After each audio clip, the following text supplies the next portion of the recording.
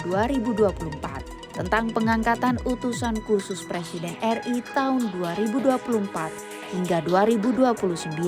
Mengucapkan selamat sekali lagi kepada semua yang sudah dilantik dan bertugas di Kabinet Merah Putih. Mungkin setelah ini saya juga menunggu instruksi dari Pak Presiden untuk nanti berdiskusi tentang program kerja apa saja yang memang harus kita sinkronisasikan. Untuk itu, Raffi Ahmad wajib melaporkan harta kekayaannya kepada KPK. Menurut data laporan harta kekayaan penyelenggara negara atau LHKPN per 2025, kekayaan miliknya tercatat 1,034 triliun rupiah. Harta tersebut terdiri atas properti berupa bidang tanah dan bangunan senilai 737 miliar, kendaraan dan mesin 55,1 miliar, harta bergerak lainnya 46,7 miliar, surat berharga 307,9 miliar, kas dan setara kas 17,7 miliar, serta harta lain sebesar 5,3 miliar rupiah. Kekayaan Raffi tersebut berasal dari beberapa sumber pendapatan, di antaranya dari konten YouTube dan Instagram. Dilansir dari web analitik sosial media, Social Blade, kanal YouTube Raffi Ahmad dan Nagita Slavina menghasilkan sekitar 58 juta hingga 942 juta rupiah per bulan. Selain itu, Raffi yang merupakan presenter mempunyai tarif ratusan juta per episode, ditambah unit bisnis lain yang dimilikinya, mulai dari beach club, produk kecantikan, klub bola, hingga basket. Berbeda jauh dengan penghasilan tersebut, menjadi utusan khusus Presiden, Raffi memiliki gaji pokok sebesar 5 juta dan tunjangan sebesar 13 juta rupiah. Sehingga total penghasilan bulanan Raffi Ahmad sebagai utusan khusus Presiden adalah 18,6 juta rupiah.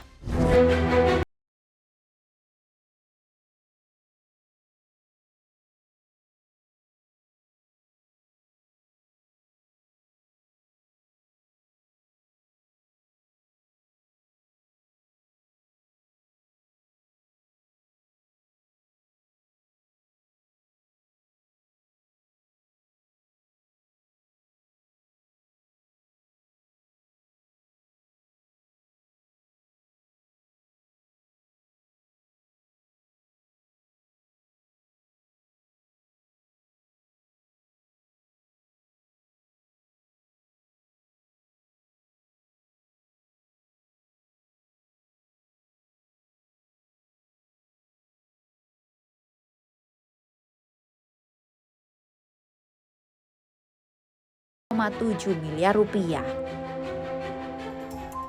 Deddy Corbuzier menegaskan dirinya tidak akan mengambil honor sebagai staf khusus kementerian. Saya sejak awal juga sudah mengatakan bahwa saya tidak akan mengambil gaji atau apapun itu yang sifatnya material untuk saya pribadi sama sekali. Karena pertama, saya tahu bahwa saya tidak membutuhkan itu. Kedua, saya tahu bahwa masyarakat lebih membutuhkan tersebut. Telah berkarir selama lebih dari 20 tahun di dunia hiburan, pendapatan Deddy Corbuzier kini berasal dari beberapa sumber.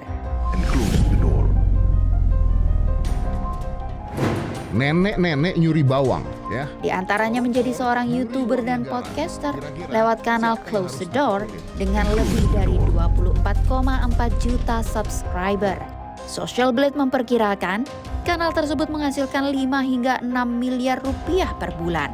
Dan lainnya, Deddy dipercaya menjadi brand ambassador dan endorsement merek besar hingga mendirikan perusahaan media digital, bisnis gym, toko elektronik, restoran, serta investasi properti dan saham. Pesohor lain yang ditunjuk sebagai staf khusus adalah musisi Yovie Widianto yang menjadi staf khusus Presiden bidang ekonomi kreatif, serta aktris Raline Shah sebagai staf khusus Kementerian Komunikasi Digital, bidang kemitraan global dan edukasi digital. Namun, hingga kini harta kekayaan baik Yovie maupun Raline belum tercatat di LHKPN.